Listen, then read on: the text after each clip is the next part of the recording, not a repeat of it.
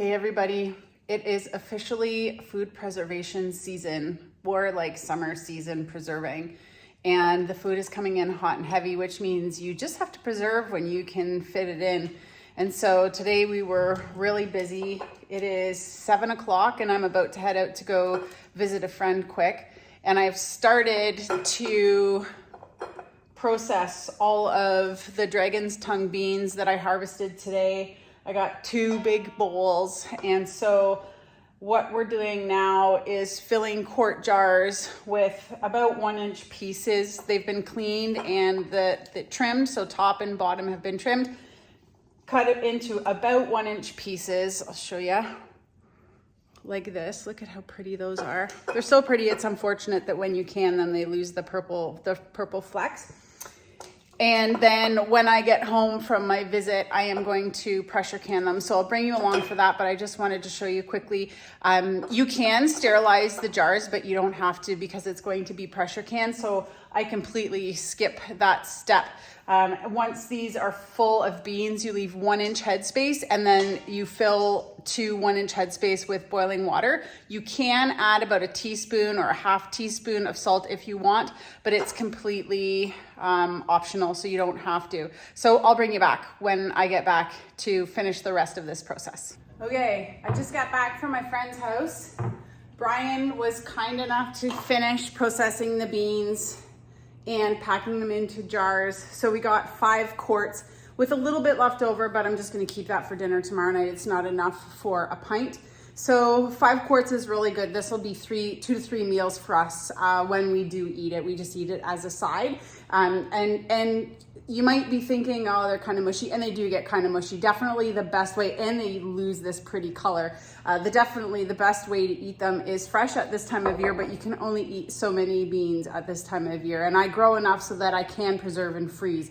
I will blanch and freeze some in Ziploc bags, but honestly, my preferred method is canned when I can. I do about equal amounts of both. So to these jars, I am going to add a teaspoon of pickling salt just for flavor. You do not have to add any salt. So if you have a salt restricted diet, a sodium restricted diet, you don't have to add anything. I just do for flavor. That means that, you know, kind of when we reheat and eat, we don't have to salt them at all. And sometimes I'll put them in, you know, a dish with something else. And so it's nice that they have a little flavor. The next thing I have to do is start boiling water. So all of these jars are then going to be topped up to 1-inch headspace with boiling water and then put in the pressure canner. So I'm gonna fill the pressure canner right now to about my knuckle, which is about 2 inches with water, and get it on the stove and get it heating up.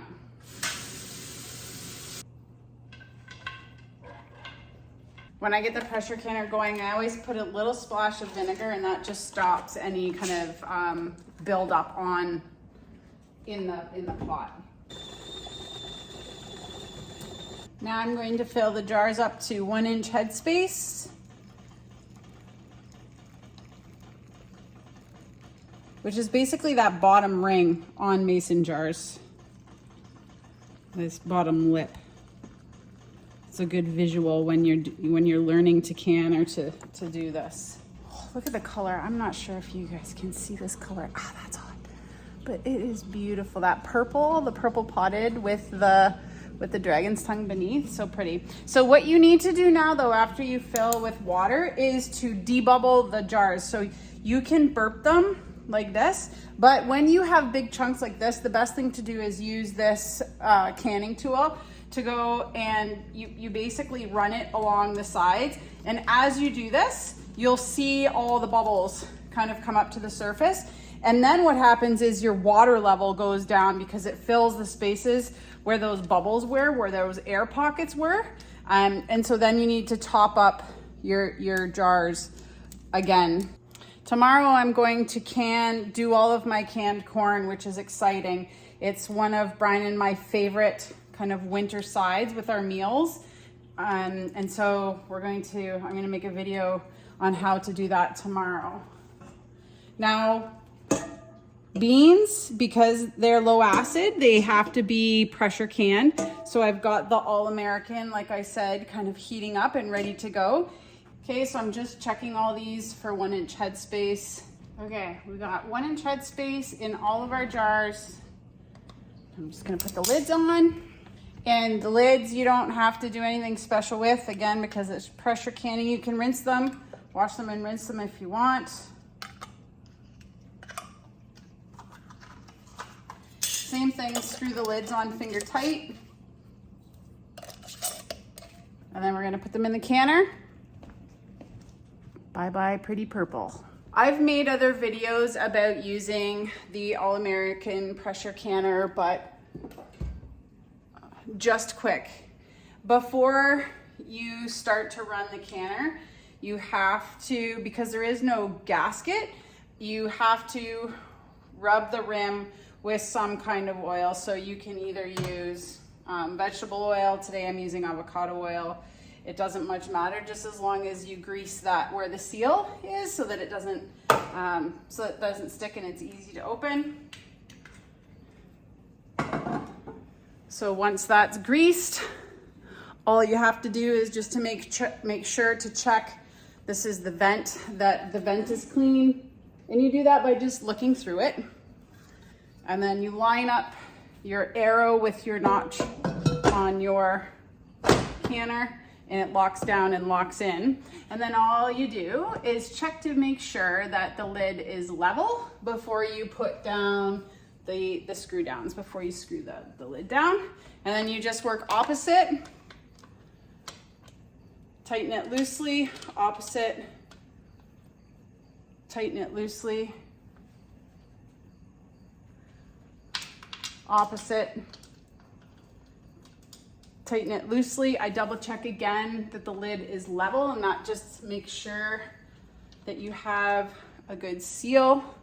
And then you crank them all down tight.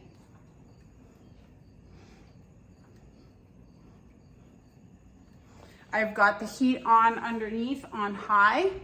Okay, we've reached the full vent stage, so we have to let this go for 10 minutes, and then I'm gonna add the weighted gauge. So I'm just gonna set a timer for 10 minutes. We've been venting for 10 minutes, and so now I'm going to add my weight at the 10 pound weight. Now we want to watch the dial move up to the number 10, which matches the 10 pounds of pressure. And once we're there, you'll start to hear the kind of the weight rattle or jiggle. And that rattle or jiggle releases or keeps that pressure at 10 pounds of pressure for the entire processing time.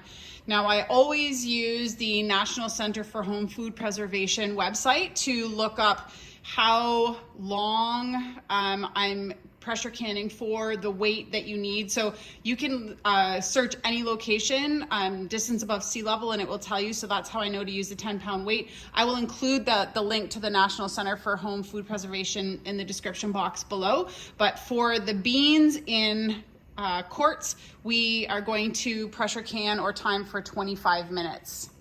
So once this comes up to pressure, we'll start the timer. You can see that the gauge or the needle is at the 10 pounds of pressure, and you can just start to hear the weight starting to jiggle. So we want to make sure that we set the heat under the pot low enough that this jiggles 1 to 4 times per minute. So I'm just going to turn the heat down, and you have to stay with a jiggle 1 to 4 times per minute at all times. If you drop below that, you have to start from scratch. So it's important to make sure that you monitor the heat level so that you continue to have steady pressure for the canning process to be effective.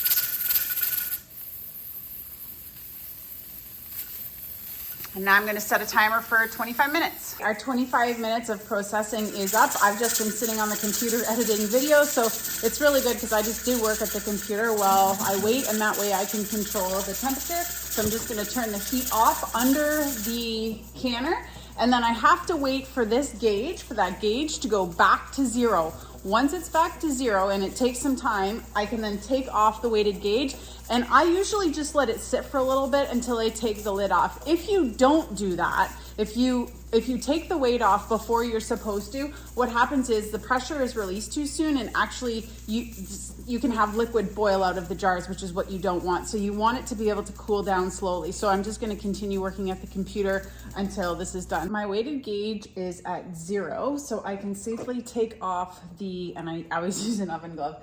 I can take off the weight.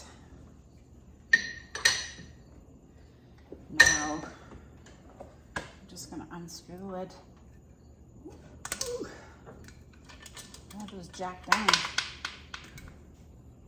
And basically, you take the lid off the same way you put it on. And then just use an oven glove. Twist, open away from you.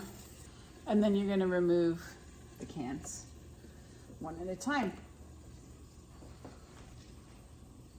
You can see the pretty significant color change. And that's it. So those will stay there for 24 hours, at which point I'll unscrew the caps, make sure they're all sealed, label them, and put them down on the shelves. So if you are interested in finding other ways to preserve your garden produce, pressure canning is one really good way to do that. It is a bit of an investment to get started, but it is a really awesome way to preserve your food shelf stable, so you don't need refrigeration or freezer, just some canning jars. Anyways, thanks for watching. I hope you have a great day, and we'll see you next time.